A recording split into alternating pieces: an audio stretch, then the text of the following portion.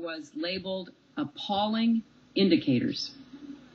I've gone to a lot of international meetings, and I have worked with many governments over many years.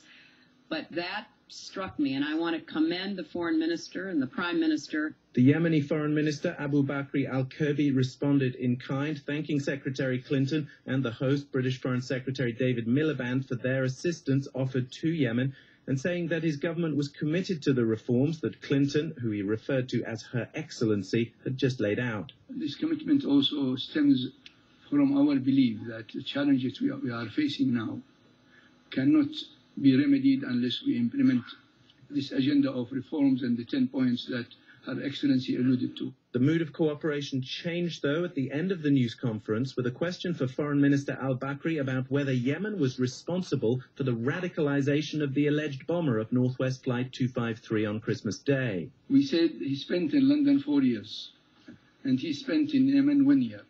Where did the radicalization take place? Overall, though, the tone was cooperative, but the new friends of Yemen will be watching to see whether any of the Yemeni government's spoken commitments to confront radicalism and poverty are put into practice. Rob Gifford, NPR News, London.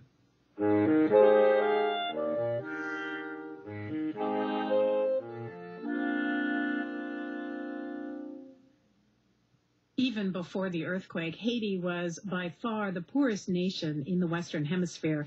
The unemployment rate has been estimated at around 70%. Now, as Tamara Keith tells us from Port-au-Prince, Haitians are frantically searching for work. On a busy Port-au-Prince street near the airport, a couple hundred people, mostly young men, have gathered hoping to get a job. 27-year-old Denise Genevna stands out, in part because she's a woman wearing a skirt in a sea of men.